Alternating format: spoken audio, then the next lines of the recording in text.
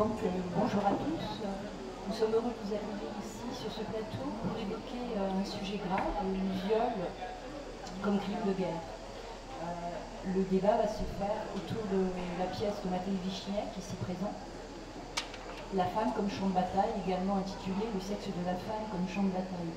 Alors ce texte fort, grave, et il faut le dire absolument percutant et éblouissant, sera le point de départ du débat.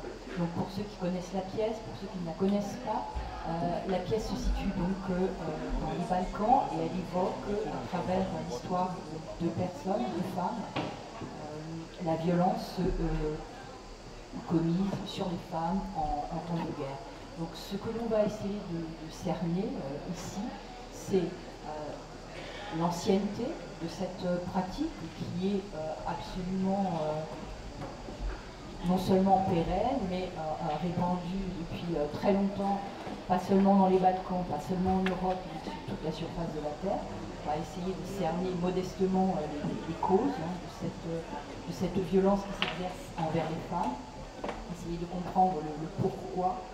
On va essayer également, puisque le texte se situe, je le disais, dans les Balkans, d'essayer de voir ce qui a pu provoquer en fait dans les Balkans ce déchaînement de haine, de nationalisme exacerbé, et qu'est-ce qui a poussé en fait les hommes qui étaient également des pères, des frères, des grands-pères, des cousins, à exercer sur les femmes cette violence inacceptable et scandaleuse.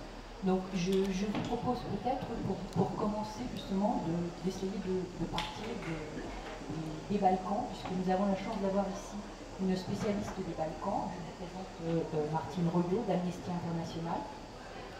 Et elle va nous apporter donc toute son érudition sur cette partie du monde que peut-être d'aucuns ne connaissent pas.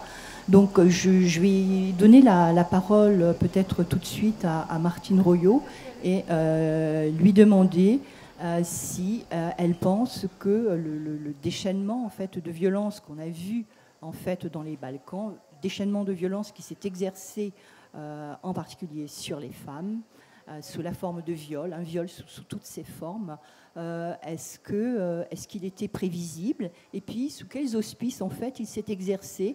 Est-ce que certaines autorités ont donné en fait plus ou moins leur consentement à ces actes ou pas? Voilà, je lui donne la parole. Elles n'ont pas donné seulement leur consentement à ces actes, elles y ont poussé. Que ce soit les politiques du moment, il faut se souvenir de l'arrivée de Milosevic au pouvoir. C'était donc au tournant des années 80 et 90. L'Église orthodoxe, qui elle-même a appelé la population serbe à aller casser du musulman en Bosnie, c'était aussi violent que ça et aussi clair que ça. On ne peut pas en dire autant des musulmans de Bosnie qui étaient restés extrêmement calmes et qui avaient un réflexe plutôt défensif.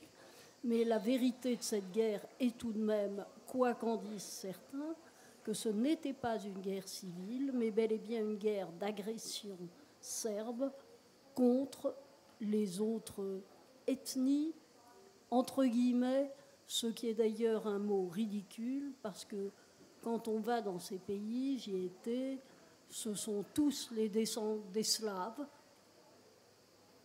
qui sont en Serbie, en Croatie, en Bosnie. En Bosnie, ce qu'on peut constater, c'est que pendant la domination ottomane, certains ont certainement fauté avec l'envahisseur, avec celui qui les dirigeait.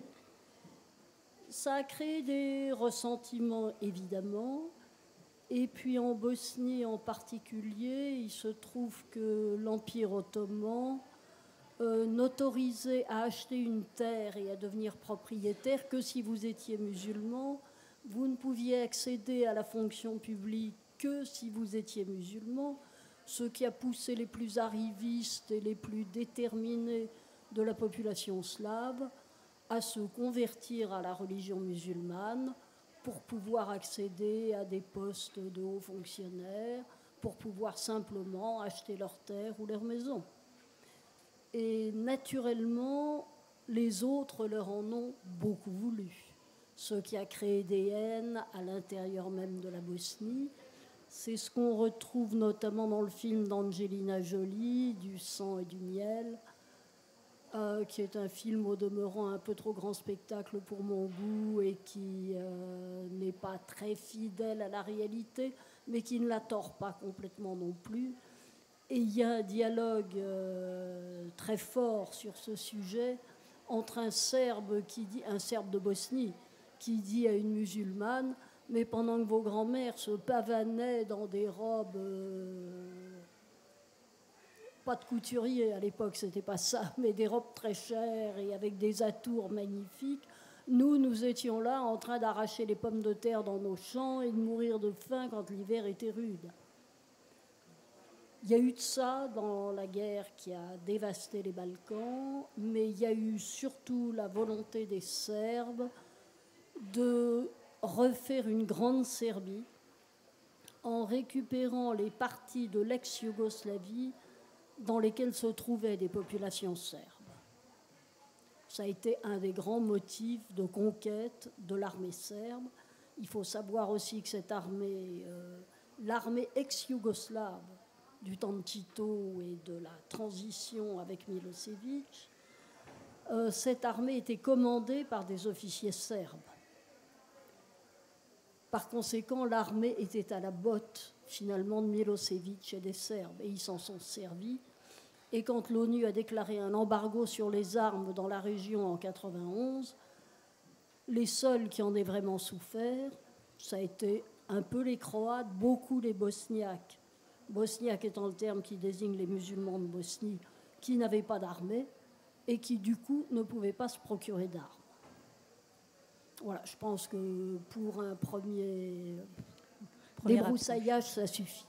Voilà, donc Martine Royot vous a fait en fait un petit historique de l'histoire des Balkans. Donc pour les gens qui sont moins au fait de ce qui s'est passé dans cette contrée du monde, Martine vous a rappelé que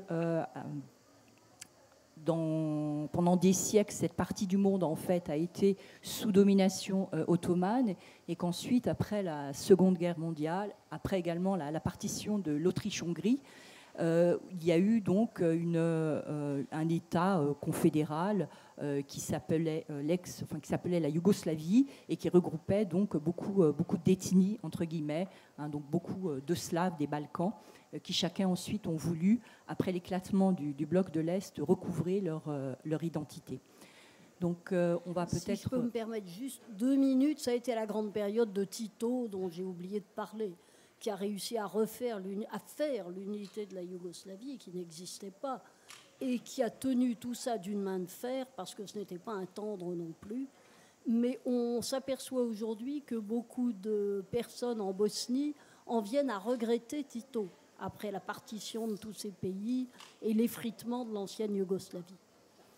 Oui, mais vous avez dans le texte de Matej Vichniak des échos à cette exacerbation des nationalismes. Ça se situe donc pratiquement au cœur de la pièce, donc c'est dire comme c'est important pour le texte. Et je vais peut-être vous proposer de dépasser maintenant cette contextualisation sur les Balkans et d'essayer de poser le problème du viol comme arme de guerre comme un phénomène quasi universel qu'on retrouve aujourd'hui en Orient. Par exemple, je pourrais évoquer Daesh. Vous savez peut-être que Daesh a violé des centaines de milliers de femmes, qu'il les a mis enceintes, et qu'il attend le fruit en fait de ces viols pour bénéficier d'une ethnie pure qui va, je pense, faire des ravages. Et puisque le problème de l'enfant du viol est aussi central dans la pièce, je pense qu'on va également l'évoquer. Donc, je retourne donc plus explicitement à la pièce, à l'œuvre La femme comme champ de bataille, titre explicite. Et je voudrais que chacun essaie de donner sa voix pour qu'on essaie de comprendre en fait pourquoi la femme est prise pour cible, pourquoi elle est toujours crucifiée sur l'autel de la guerre. Est-ce qu'il s'agit à chaque fois d'une violence masculine, la guerre étant quand même plutôt l'apanage du masculin.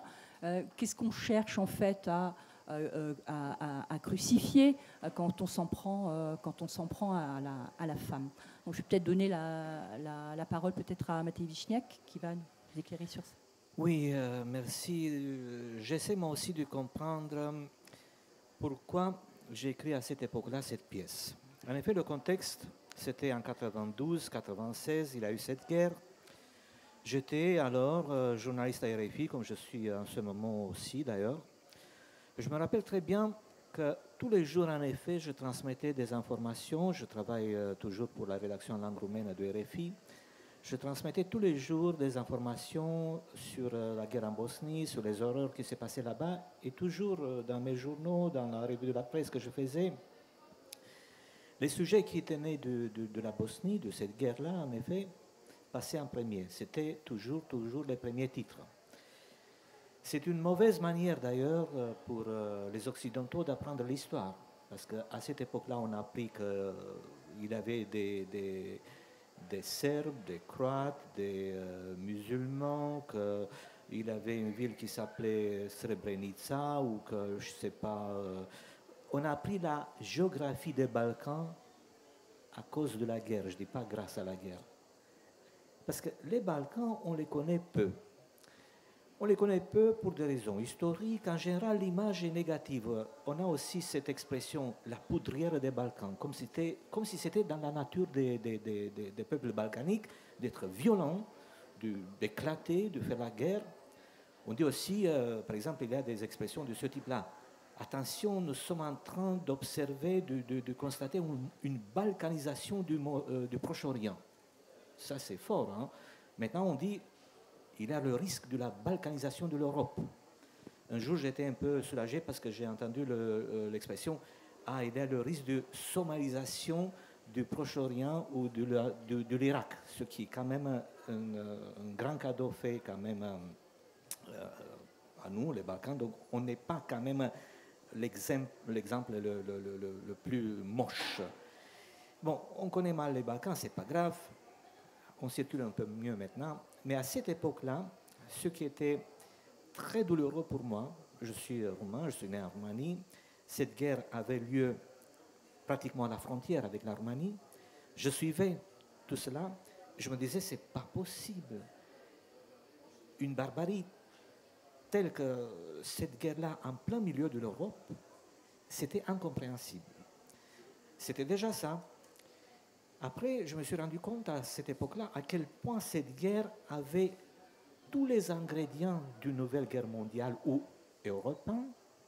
Mais pour une fois, l'Europe était un peu mieux organisée et on a réussi à calmer les choses avec le prix très élevé de 100 000 morts quand même. Bon, je suivais donc l'actualité, mais ce n'était pas encore matière pour une pièce de théâtre. Et un jour, je suis tombé sur une dépêche. Il y avait les premières informations sur les viols en masse des femmes de Bosnie. Et ça, pour moi, ça a été un sursaut. Je me suis dit, incroyable. J'ai vu tout de suite le sujet, c'est-à-dire parler de cette guerre à travers cette nouvelle forme de barbarie, la stratégie militaire inventée par les nouveaux guerriers, le viol, en effet, comme stratégie militaire. J'ai l'impression que c'était le comble de la barbarie, descendre plus bas que ça, j'avais l'impression que ce n'était pas possible. Et alors j'ai eu l'accès à des informations troublantes, il y avait les témoignages, parce que ces femmes n'ont pas voulu parler dès le début, c'était la honte. Il y avait des témoignages qui venaient peu à peu, et le contexte fait que à ce moment, j'étais en contact avec un directeur du théâtre qui avait aussi des origines roumaines, c'était Michel Fagado, au studio des Champs-Élysées. Et je lui ai dit, voilà, je suis troublé par ces informations, j'ai envie d'écrire une pièce sur les femmes violées dans les Balkans. Je ne sais pas comment je vais le faire. Il m'a dit, Matej, le sujet m'intéresse, si tu écris la pièce, je la monte. Et c'est comme ça que j'ai écrit d'ailleurs la pièce pas très loin d'ici, à la Chartreuse de Villeneuve-les-Avignon. Je pense qu'après avoir accumulé la matière, le texte est écrit presque tout seul. C'est-à-dire que j'ai choisi déjà les personnages. Il fallait absolument que je donne la parole aux femmes. Parler de la guerre et encore une fois inventer des personnages masculins, ça ne me paraissait pas intéressant. Je voulais que les femmes parlent de cette guerre. Mais je voulais que les femmes parlent de deux points de vue, occidental et celui de l'Europe de l'Est.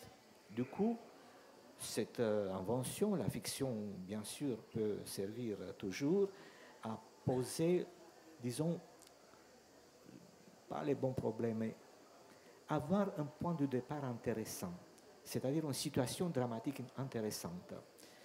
La femme violée et la femme qui fait de l'humanitaire sur place. Ce dialogue-là me paraissait un point de départ très important pour ma pièce. Bon, j'avais la matière, il fallait aussi inventer après l'émotion. Parce que pour moi, il y a des causes extraordinaires, mais on ne peut pas toutes les défendre au théâtre. Le théâtre, comme la littérature d'ailleurs, travaille avec d'autres outils. Avoir un grand cœur et dire je veux stopper la guerre, je veux, je sais pas, envoyer un message humaniste, ça ne suffit pas au théâtre. Il faut que l'émotion, quelque chose de très fort se passe pour que l'information passe aussi. Plus je vieillis, je me dis qu'au théâtre, l'information tout simplement, c'est pas ça la chose la plus importante. C'est l'émotion portée par, c'est l'information portée par une émotion. C'est le message porté par une émotion. Et il y avait encore j'ai eu encore une motivation à cette époque-là pour écrire cette pièce. C'est-à-dire qu'en tant que journaliste, je faisais mon travail, j'informais. Et après 4 ans de travail de journaliste, je me suis senti en quelque sorte impuissant et même humilié. Je me disais, mais c'est incroyable, combien de temps encore je vais transmettre des informations sur une forme de barbarie qui se passe, qui se développe aux portes de mon pays, à côté de mon pays, sans pouvoir intervenir d'une manière concrète. Être journaliste, parfois, dans des situations comme ça, c'est presque être une sorte de voyant. On transmet, mais on ne fait rien. Je me suis senti impuissant, mais heureusement qu'en moi, il y a 2 personnes. Le journaliste qui observe, qui parfois se sent impuissant, et l'écrivain qui dit tiens, on peut faire quelque chose, aller plus loin. Et c'est l'écrivain ou le dramaturge, l'auteur qui a repris le relais. Et d'une certaine manière, écrire cette pièce, ça a été une forme de... J'ai réussi à exorciser l'impuissance que le journaliste ressentait. Voilà le contexte. J'espérais à cette époque-là de tout mon cœur que ça allait s'arrêter, que c'était un accident de l'histoire en pleine Europe. Et puis je me suis rendu compte à quel point ma pièce restait actuelle, parce que depuis elle a été montée et remontée, la première fois c'était il y a une vingtaine d'années en effet au Festival d'Avignon, et depuis on découvre que l'histoire se répète d'une manière atroce. Si on voit en Afrique les situations qu'on a eues à Rwanda, au Congo, maintenant au Proche-Orient, la femme reste d'une certaine manière la première victime des guerres, j'ai l'impression déjà. Alors lui donner la parole, c'était pour moi une urgence. Bien sûr, comprendre la mécanique de la barbarie dans cette pièce, c'était pour moi aussi une urgence. Et je me dis parfois que justement, la littérature ou le théâtre peut presque toujours nous aider d'une manière plus nuancée à comprendre certaines choses et aller plus loin dans cet effort de déchiffrage, déchiffrer les causes imbriquées, les contextes, parce que parfois le journaliste ne peut pas tout expliquer, l'historien ne peut pas tout expliquer, le sociologue, le philosophe, le spécialiste. Il n'y a que la littérature et le théâtre qui peut capter parfois des nuances et nous fournir des éclaircissements ou même des révélations. Par exemple, dans ma pièce, je suis parti sur une recherche presque sociologique sur les clichés que les gens se jettent au visage d'une manière réciproque. Oui. Et c'est là que j'ai trouvé aussi les causes primaires du nationalisme. Oui. Donc, oui. Donc là, vous faites écho au quasi-monologue hein, sur les nations hein, que j'évoquais précédemment, où chacun en fait en prend un petit peu pour son grade. Mais quand même, je pense que, Mattei, que dans votre texte, finalement, vous n'exemptez personne, puisque la femme violée, Dora, elle dit clairement qu'elle ne sait pas donner le nom de ses agresseurs, ni leur ethnie. Elle ne sait pas s'il s'agissait de musulmans, de bosniaques ou de serbes. Est-ce que c'était une façon pour vous, en fait, d'englober, en fait, d'englober la violence et d'en faire quelque chose d'universel et pas localisé à une ethnie, parce qu'il est vrai qu'on a beaucoup en fait accusé les Serbes.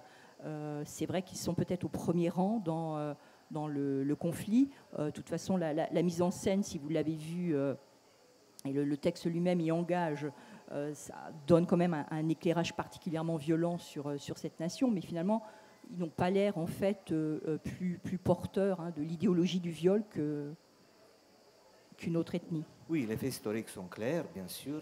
Les femmes, les victimes ont été les femmes bosniaques. Le fait qu'il y a eu des violences de tous les côtés, ça c'est aussi autre chose. Mais mon personnage, sous la pression de l'immédiat, il ne veut pas tout reconnaître. Il a peur de dire la vérité. Parce que, oui, il y a eu des enquêtes et très souvent, les victimes ne voulaient pas dire toute la vérité. Parce qu'en effet, ces victimes allaient retourner dans leur maison, dans leur village. Il y avait des villages entiers dispersés, mais il y avait un retour aussi envisagé parce qu'avec la paix de Dayton en 1996, normalement, les gens devaient rentrer chez eux. Donc, les victimes avaient peur d'indiquer leur bourreau, de peur que le lendemain, allaient se retrouver à nouveau voisins avec les agresseurs. Donc la vérité s'infiltrait d'une manière très lente et il fallait comprendre leur manière. Enfin, les victimes avaient peur d'aller jusqu'au bout du jugement. Oui, bien sûr. Et c'est ça que j'ai voulu capter dans ma pièce. D'une certaine manière, les victimes auraient pu dire même si ça s'arrête, on est prêt aussi à pardonner. Dans cette phrase-là, dans cette réplique qui est lourde, moi je pesais en effet le poids de cette réplique dans l'économie de ma pièce. Je me suis dit, c'est plus normal qu'elle dise ça que si elle indique clairement, voici exactement mes agresseurs, c'est là, c'est mon voisin, l'autre que je connais très bien. D'une certaine manière, la femme veut aussi, si possible, construire la base de la réconciliation. Et c'est très souvent, les femmes sont plus prêtes à aller vers la réconciliation que les hommes. Ouais, parce que la vengeance, ça c'est quelque chose qui est inscrit plus dans le code génétique du mâle dominant que dans le code génétique de la femme qui va engendrer la vie, qui est beaucoup plus prudente et beaucoup plus tolérante en quelque sorte, même avec l'adversaire ou avec l'agresseur. Oui, certes, mais en même temps, on est dans la même problématique que toutes les victimes en fait des conflits de guerre, en fait, qui culpabilisent. Et donc, cette culpabilité, en fait, fait que la parole est rendue impossible. Donc, sauf au théâtre où là, elle peut s'exprimer. Je voudrais qu'on revienne sur ce. Peut-être Martine veut dire quelque chose avant. Ce que je voulais dire, c'est que il est normal que la femme bosniaque dans votre pièce de théâtre ait peur, parce que ce qui leur est arrivé depuis plus de 20 ans que son complice est terminé prouve qu'elles avaient raison d'avoir peur. 1. Les coupables de ces viols n'ont pas été traînés en justice. Je voudrais donner quelques chiffres. Il y a eu Amnesty dit entre 20 000 et 50 000 femmes, l'ONU dit 60 000 victimes de viols. En regard de cela, il y a eu moins de 40 hommes qui ont été condamnés par le tribunal pénal international pour l'ex-Yougoslavie ou par les tribunaux bosniens. Ensuite, certaines ont voulu effectivement rentrer dans leur village. Elles connaissaient parfaitement leurs agresseurs pour la plupart.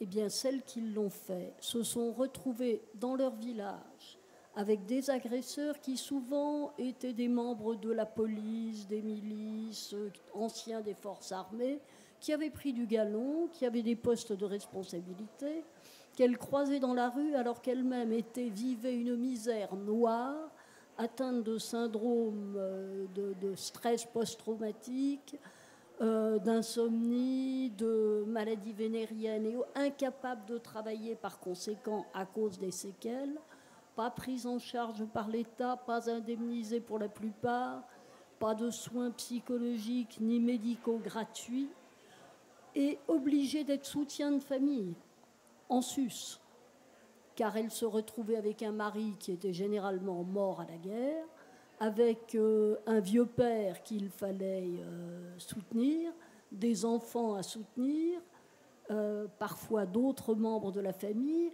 et on attendait d'elle qu'elle travaille.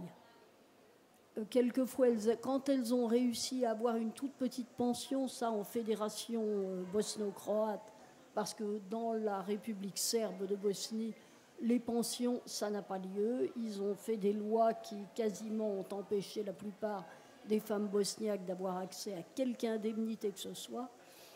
Voilà pourquoi leur sort, quand elles sont rentrées dans les villages, était complètement grevé par les circonstances et impossible à redresser pour elles. Beaucoup d'entre elles sont d'ailleurs restées à Tuzla, qui est cette ville bosniaque éloignée d'une cinquantaine de kilomètres de Srebrenica, où se sont réfugiés beaucoup de ceux qui ont réussi à échapper au massacre de Srebrenica, et où on a construit des camps de réfugiés, et beaucoup d'entre elles ont préféré rester dans ces camps de réfugiés plutôt que de regagner leur village. Ouais. Je rajoute que le viol comme crime de guerre n'a été reconnu que très très tardivement. On parlait de La Haye, il n'a été reconnu que très tardivement comme crime de guerre et comme crime contre l'humanité. Ça n'est chose faite que depuis 2008. Et Martine Royot a rappelé à quel point le viol est un crime contre l'humanité, dont les séquelles post-traumatiques sont absolument bouleversantes. Je voudrais revenir sur la distinction, enfin sur le féminin, le masculin, puisque Matej Wiśniewicz l'évoquait. Pourquoi s'attaquer au féminin? Pourquoi faire de la femme le cœur en fait du conflit? Pourquoi la femme est-elle un élément important de la stratégie militaire de conquête? Alors, vous avez peut-être une réponse. Oui, en effet, celui qui frappe de cette manière détruit en effet les bases les plus importantes de l'adversaire. Frapper la femme, violer la femme, la sœur, la mère, enfin, de l'adversaire, c'est vraiment toucher le cœur de sa résistance. Tout s'écroule, en effet, lorsque l'adversaire est touché de cette manière. C'est pour ça que cette stratégie a été toujours employée d'une manière atroce. Et au moment où, disons, la base arrière, qui sont les femmes de guerriers, tombe, le guerrier lui-même tombe. En effet, c'est une guerre par procuration, c'est une stratégie d'enveloppement comme ça. Et c'est pour ça d'ailleurs qu'on trouve cette forme de barbarie presque dans toutes les guerres civiles. L'Espagne, il y a des informations incroyables concernant la guerre civile d'Espagne. La fin de la Deuxième Guerre mondiale a aussi été l'occasion, le champ de bataille d'une forme d'agression en masse des femmes. Je ne vais pas entrer dans les détails, mais les témoignages en Allemagne sont terribles. Mais en Europe, entre la fin de la Deuxième Guerre mondiale et 1992, ça a été un moment de paix, malgré le mur, malgré le rideau de fer, un équilibre relatif. Et cette forme de barbarie, je répète, qui m'a ébloui en 92, 96, pour moi, c'était le signe que rien n'était acquis. Imaginez ça, au cœur de l'Europe, c'était déjà un signal grave, terrible. D'ailleurs, je pense que l'Europe, de temps en temps, enfin tous les 30 ans, traverse une sorte de crise parce que, d'une certaine manière, on se retrouve maintenant dans un moment de fragilité profonde. Je peux le comparer avec la période 92-96 où l'Europe était quand même plus forte à cette époque-là. Maintenant, elle est fragile. Bien sûr, il n'y a pas de femmes violées en ce moment en Europe, mais l'Europe est encore soumise en ce moment à une sorte de pression que je peux comparer avec ce qui s'est passé alors. Pour revenir à cette histoire qui me concerne, pour pouvoir donner de la chair à ma pièce, parce qu'une pièce, c'est quand même, c'est pas tout simplement la radiographie d'une époque historique, c'est la radiographie de deux personnages concrets que j'ai voulu crayonner de manière aussi crédible que possible. C'est pour ça que j'ai inventé ce personnage Kate, qui, d'une certaine manière, elle est aussi violée dans ses convictions, parce qu'elle est venue avec son grand cœur et se dire, tiens, je vais faire quelque chose. Elle se retrouve devant une situation tellement compliquée que finalement, c'est elle qui a besoin d'assistance. Oui, c'est ça, et que son identité, finalement, vacille. Je vais peut-être donner la parole à Béa Gergine, qui est la metteuse en scène. Elle va vous expliquer comment elle a conçu, en fait, ce problème de l'identité qui vacille chez Kate.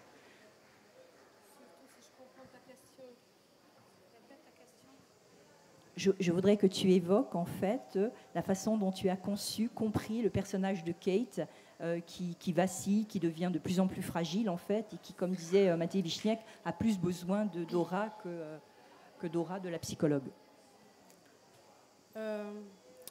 Oui, pour moi, Kate, si vous voulez, un personnage beaucoup plus compliqué que celui de la jeune femme bosniaque Dora. Surtout le chemin qu'elle traverse dans ces 9 mois pendant la pièce.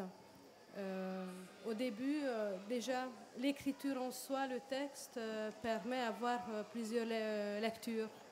Donc, je crois que c'est l'équipe, c'est le metteur en scène qui doit décider quel chemin choisir. Et j'ai trouvé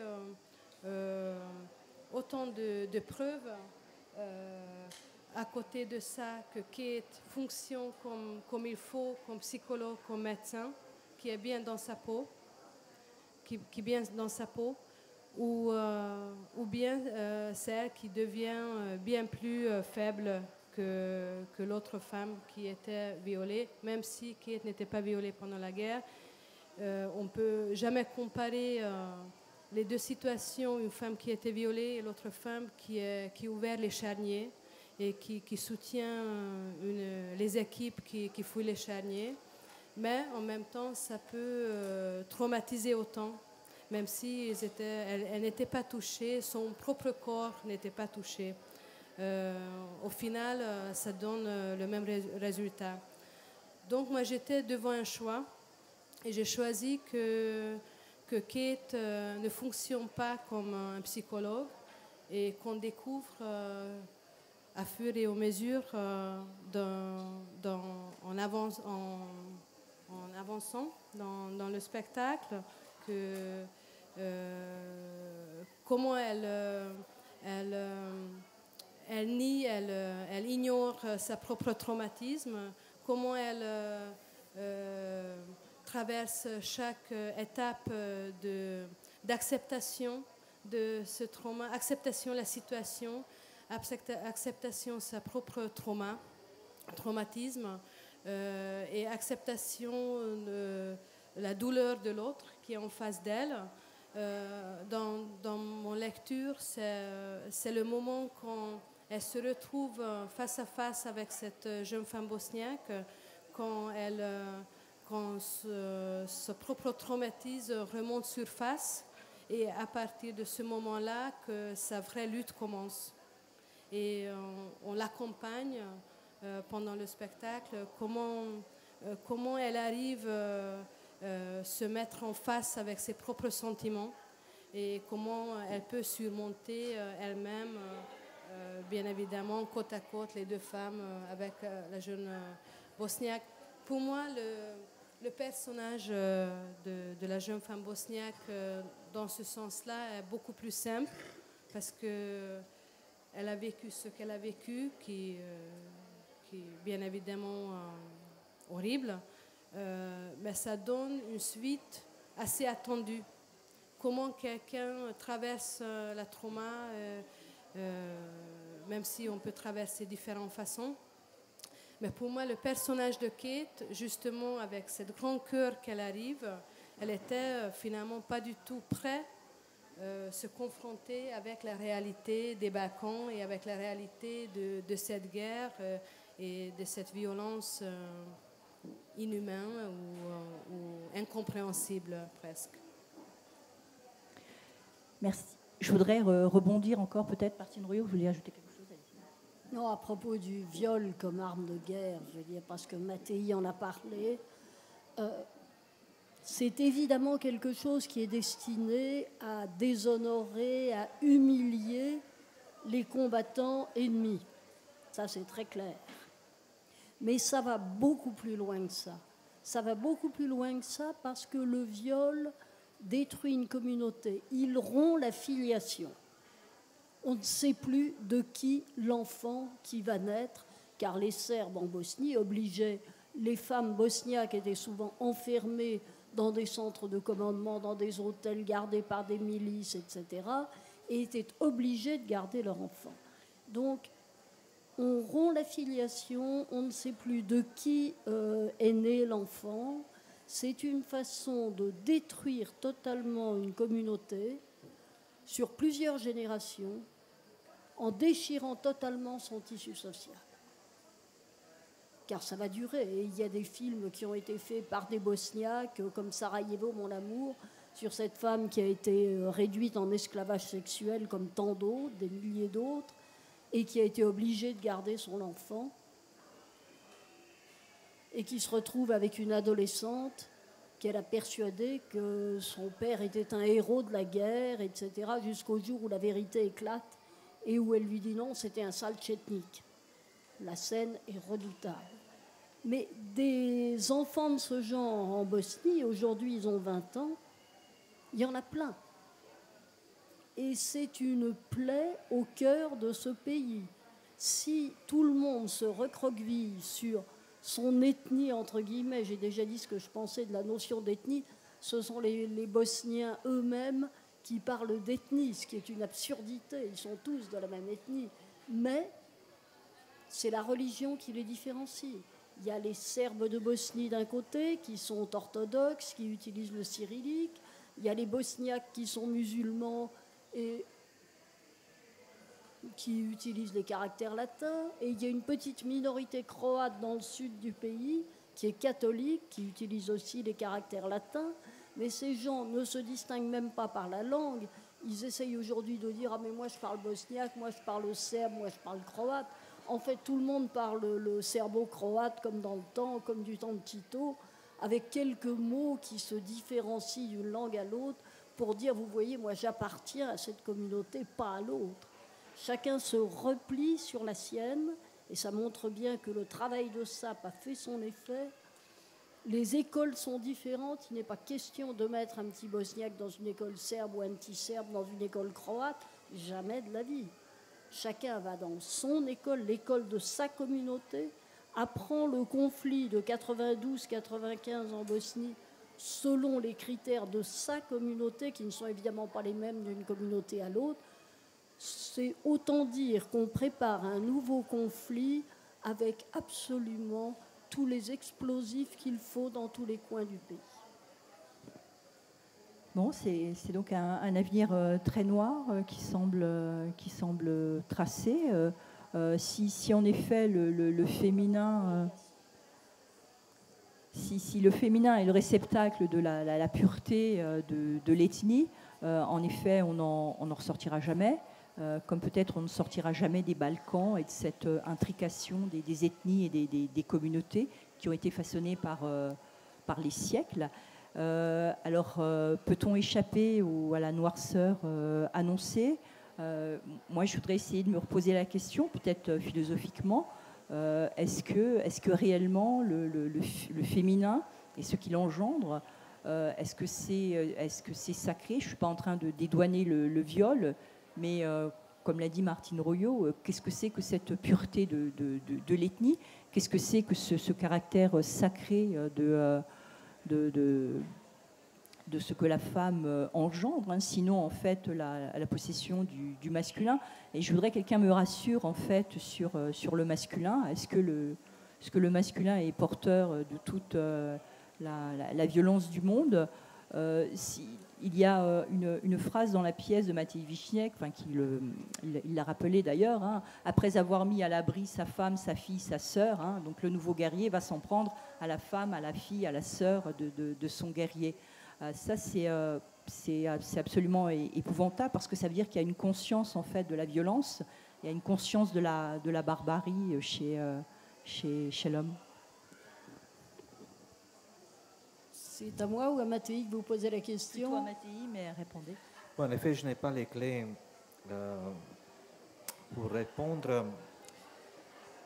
à des questions essentielles. En effet, je ne fais que poser moi-même des questions essentielles dans ma pièce. On voit aujourd'hui, par exemple, que les problèmes de la Bosnie ou de cette région ne sont pas résolus. Ce que je constate, c'est très souvent que pendant que les balles sifflent encore et les obus et les bombes tombent, les médias et le monde regardent encore vers la zone du conflit. Dès que ça se calme un peu, c'est silence total. Il y a déjà des conflits figés, oubliés, et concernant la Bosnie, on l'a oublié depuis, en effet, la signature de la paix de Dayton. On ne s'intéresse plus. Les communautés sont toujours là, désbinées. Les gens ne vivent pas ensemble. Il y a encore des communautés qui... La méfiance reste très forte, donc il faudra 2-3 générations peut-être. Et un contexte favorable, c'est-à-dire que ces gens-là voyaient déjà en 1996, un peu plus tard, l'avenir ou la solution à l'intérieur de l'Europe. Et ça, pour moi, ça a été l'Europe, ça a été, je reviens ici, une utopie, la seule qui me paraissait vraiment viable, vivable, après la chute du communisme, qui a été la mauvaise utopie qui a donné sur toute la planète 100 millions de morts. La construction européenne était le rêve de tous ces peuples qui réciproquement se détestaient ou avaient été en guerre, mais ils rêvaient de se retrouver à l'intérieur de la grande famille européenne. Et le projet de société après la guerre, pour les Bosniaques, pour les Macédoines, pour les Serbes, pour les Croates, c'était l'Europe. Bien sûr, il fallait leur donner une chance. C'est-à-dire leur dire, bon, d'accord, vous êtes battus à l'époque où vous n'étiez pas à l'intérieur de l'Europe, faisons autre chose maintenant que vous entrez, vous êtes acceptés dans l'Europe. Malheureusement, ça ne s'est pas fait encore. Bon, c'est différent avec les Croates, c'est différent avec les Slovènes, les Macédoines attendent, les Albanais. De toute façon, les tensions, je pense, auraient pu se résoudre, se résorber avec une Europe qui réussit.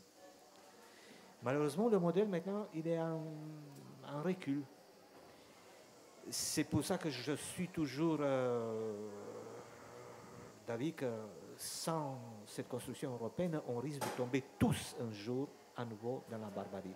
Pour compléter un petit peu ce tableau, après avoir écrit La femme au champ de bataille, j'ai attendu 10 ans pour écrire une deuxième pièce sur les réfugiés qui rentrent chez eux.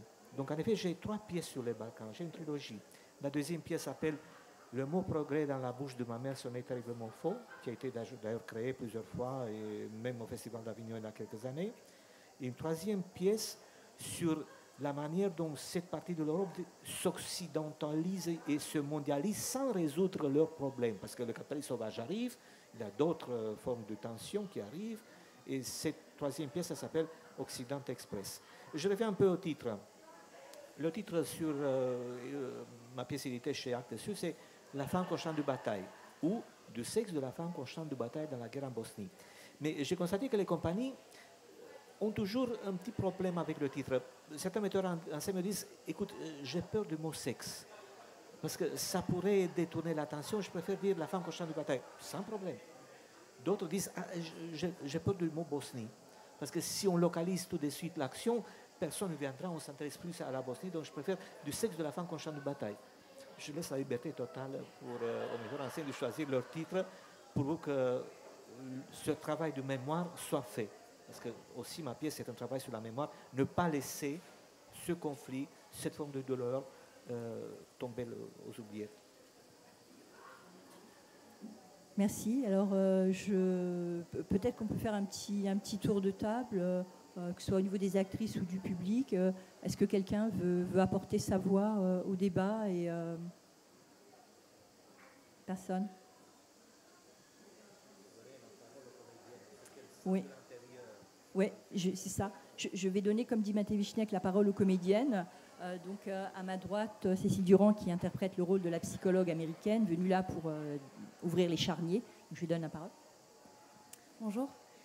Moi, d'abord, ce qui m'a énormément choquée en travaillant cette pièce, c'est de me rendre compte que je suis née en 88 et dans aucun programme d'histoire, on nous a parlé de la guerre des Balkans. Et ça m'a énormément troublée parce qu'on nous parle beaucoup de la Première et de la Deuxième Guerre mondiale, mais alors la guerre des Balkans, personne n'en parle. Et j'ai vérifié, hein, encore aujourd'hui, personne n'en parle. Alors, est-ce qu'il y a des guerres plus importantes que d'autres, des génocides plus importants que d'autres? C'est une autre question. Mais enfin voilà, déjà, cette guerre-là, je l'ai disons, connue un peu plus avec cette pièce. Et ça m'a énormément troublée parce que déjà, en tant que femme, ça nous touche directement. Par rapport au personnage de Kate, ce qui était troublant, c'était de voir son incapacité à faire face à son propre traumatisme. Elle se met des œillères, elle a l'impression qu'elle peut venir en aide à cette jeune femme bosniaque, alors qu'au final, quand on ne règle pas son propre traumatisme, on est incapable d'aider l'autre. Et on le voit tout au long de la pièce avec le personnage de Kate. Et le seul moment où elle est véritablement capable de lui tendre la main, c'est quand elle a conscience de son propre traumatisme. Voilà. Que dire d'autre? Dimitra, déjà, si tu veux dire d'autres choses. Moi, venant de la région, au contraire, je suis bien au courant de cette guerre. Je me souviens d'ailleurs que c'était le premier souvenir que j'ai d'une guerre. Et en plus, ce que maintenant je trouve choquant, c'est que c'était une guerre qu'on regardait à la télé. Avec la peur, avec l'angoisse. Je viens de Grèce, on a des frontières avec avec la Bulgarie, l'Albanie, la Macédoine. Et avec l'angoisse, est-ce que ça va venir chez nous? Comment ça va se passer? Quelle place on va prendre? Parce que même si toujours les discours en Grèce étaient nos frères les Serbes, parce qu'ils sont orthodoxes, parce que, entre parenthèses, la Grèce a énormément d'investissements en Serbie, mais on avait toujours le discours qui disait oui, mais c'est les Bosniaques qui sont en train de se faire massacrer et c'est eux en fait qu'il faut secourir malgré le fait qu'on a plus d'attaches avec la Serbie entre guillemets. Et après, en travaillant cette pièce que je trouve magnifique et elle est très très bien écrite parce que il y a ces deux personnages qui n'ont rien à voir l'une avec l'autre au début et que finalement on suit ces deux femmes dans un combat avec elles-mêmes, mais aussi dans l'effort de communiquer et d'avoir une complicité qui vient avec cette scène magnifique que Mattei a évoquée au milieu de la pièce avec Dora qui raconte les clichés de tous les pays de Balkans Et le mec balkanique bourré qui parle de chaque peuple, qui dit oui, ils sont sympas, mais par contre, il y a toujours un mais quelque part. Et ça, c'est encore très, très vivant dans le Balkan, parce que même en Grèce, parce que les Grecs, on aime bien dire on est des Européens, mais non, on est un peu Européens, un peu balkanique, un peu turc, un peu ottoman. On ne veut pas l'accepter, mais c'est la vérité. Et c'est... moi, ce qui me parle beaucoup dans cette pièce, c'est quand même l'espoir qui vient à la fin, même si la pièce est très dure, même s'il y a cet enfant qui est un enfant de guerre, et Kate, à un moment, on lui dit, parce que Dora, elle veut pas cet enfant, et pose la question à Kate, oui, et son père, si un jour il me demande qui est son père, qu'est-ce que je lui dis? Et Kate lui dit la guerre, son père c'est la guerre. Et à la fin, il y a un monologue, une lettre que Dora envoie à Kate, et que moi je trouve très très émouvant ce moment, quand elle lui parle d'un arbre qui va être abattu et qu'on va planter un jeune arbre tout de suite, parce qu'on est en Allemagne, et bon, le service des parcs et des jardins, il va planter tout de suite un arbre dans le parc, et pour elle, son enfant, c'est ça. Et c'est l'espoir, même si, comme vous avez évoqué, moi aussi je suis plutôt pessimiste qu'optimiste, parce que c'est pas quelque chose de nouveau, et c'est pas quelque chose qui va arrêter tout de suite. En Grèce, il y a même encore il y a des régions où il y a encore le phénomène de vendetta entre des familles, et où souvent, pour venger, soit on va tuer ton fils, soit on va violer ta fille. Voilà. Et c'est pas encore fini, c'est en Grèce. Donc parlons pas des régions comme le Congo ou de l'Afghanistan, etc., où à ce moment, il y a toute une armée de bébés qui se préparent pour servir à la guerre. Ingrid, est-ce que je peux poser une question à Mattei? Mattei, je voudrais comprendre pourquoi, dans votre pièce, on oblige Dora, qui se trouve en fait dans un hôpital qui est entre l'Allemagne et la Suisse, soignée par des Occidentaux, entourée d'Occidentaux. Pourquoi l'oblige-t-on à garder l'enfant du viol, alors qu'elle ne veut pas le garder? Les Serbes ont obligé les femmes bosniaques à garder leur enfant. Mais dans ces circonstances-là, pourquoi? Oui, cette question m'a été posée très souvent par des metteurs en scène pour me dire c'est pas normal ça. Aucune femme violée ne fait ça. Garder l'enfant du viol, c'est rajouter de la monstruosité à la monstruosité. Et puis je dis toujours, une pièce de théâtre c'est autre chose. C'est pas la voix du politiquement correct, c'est pas la voix de tout le monde. Une pièce de théâtre c'est la voix de la métaphore. Alors Dora, elle propose une sorte de laboratoire personnel. En quelque sorte, elle accepte une sorte d'être une sorte de martyr, c'est-à-dire elle se dit, de toute façon, ma vie est foutue. Je vais essayer une expérience. Si la monstruosité peut être transformée en quelque chose de vivable, c'est que l'humanité a encore une chance.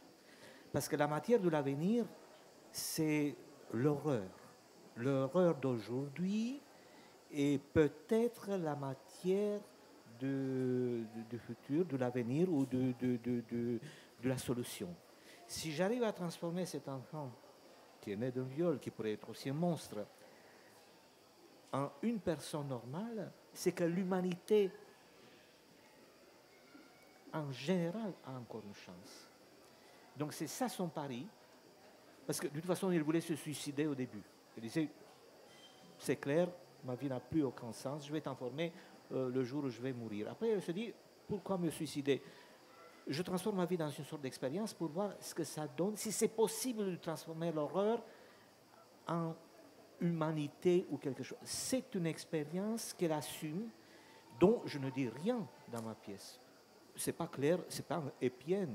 Elle décide de faire ça, on ne sait pas si elle va réussir. Peut-être que cet enfant sera un monstre, peut-être que cet enfant sera quelqu'un qui va se suicider, ou qui aura des troubles psychologiques toute sa vie, ou qui va tuer sa femme, ou qui va chercher à tuer son père. On ne sait pas. Donc on est dans l'ambiguïté totale, mais on est dans l'espoir de la recherche d'une solution ou d'une sortie de l'horreur. Et c'est ça qui m'intéressait quand même, ce geste limite, extrême, inconcevable, presque blâmable, de cette femme qui dit, au lieu de me suicider, je vais essayer cette expérience sur moi-même, sur ma propre chair, voir ce que ça donne, élever, mettre au monde, élever. Parce qu'il y a très souvent des gens qui m'ont accusé, ils disent « Oh, Matěj Vyšník fait le jeu des catholiques intégristes, voilà. » Mais non, le théâtre, c'est une métaphore. Voilà. Parce que le théâtre didactique, ça ne m'intéresse pas. Le théâtre pédagogique, je ne sais pas. Je voulais me provoquer moi-même par cette pièce. Je sais que c'est difficile à accepter, mais ceux qui ne voient pas la métaphore dans cette pièce, bon, ne la comprennent pas assez. Mais ce n'est pas grave, en effet. C'est pas grave. J'ai quand même, je ne dirais pas le plaisir ou la joie de voir que cette pièce est montée et remontée. Je suis triste que cette pièce est montée et remontée, c'est-à-dire qu'elle est encore d'actualité. Mais je pense que j'ai réussi à capter quand même dans cette pièce une forme de questionnement, un dialogue, une émotion qui nous éclaire mieux que, je ne sais pas, les procès des victimes, des bourreaux, ou je ne sais pas, un chapitre d'histoire si un jour elle va se faire. C'est absolument vrai. Merci en tout cas. Ça va encore mieux en le disant pour les béotiens que certains d'entre nous sont.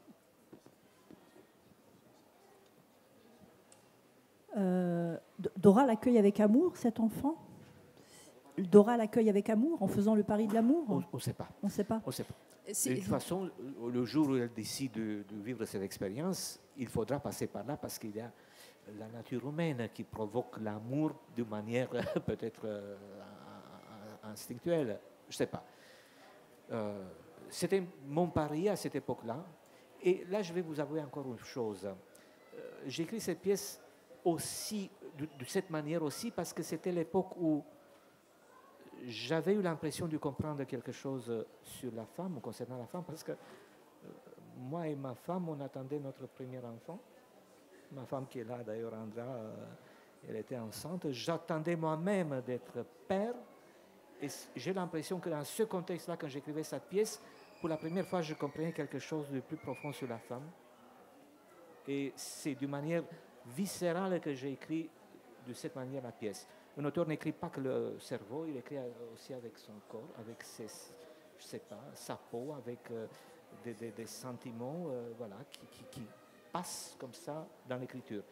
Et dont on ne sait pas grand-chose, la mécanique de ces énergies, on ne peut pas tout expliquer au niveau de la mécanique de l'écriture. Mais si je peux me permettre, par exemple, pour répondre aussi à cette question, comment moi j'ai perçu ça par rapport au personnage de Dora, je ne pense pas que Dora soit sûre de vouloir avorter.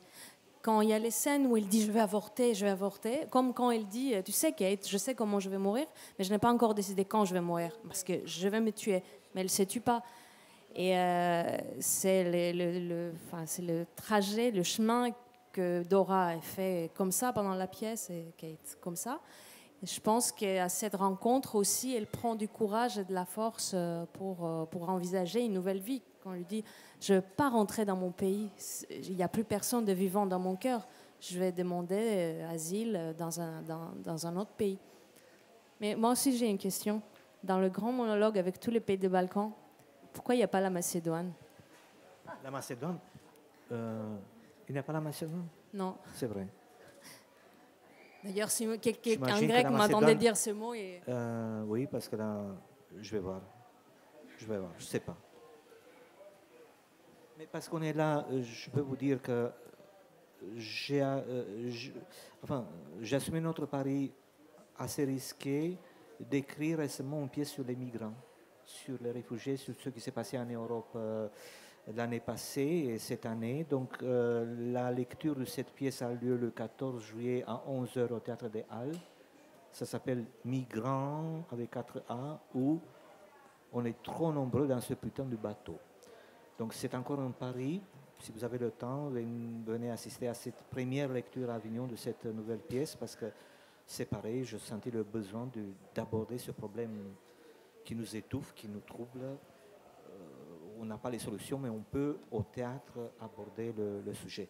Et puis, je constate qu'on est une internationale assez intéressante ici, autour de ce projet, autour de ma pièce, parce que toi, tu as des origines grecques, tu as des origines hongroises, moi, je suis roumain, vous êtes... Alors, voilà. On est vraiment une internationale de ceux qui veulent comprendre à travers le théâtre, et ça, c'est aussi la beauté voilà, du théâtre qu'on aime tellement. Bon, merci à tous, merci d'être venus. Donc la pièce est présentée à l'Espace Allier qui est juste à côté, à 14h, en alternance avec une autre pièce. Donc si vous êtes intéressés, demandez-nous le flyer pour avoir les dates. Merci beaucoup.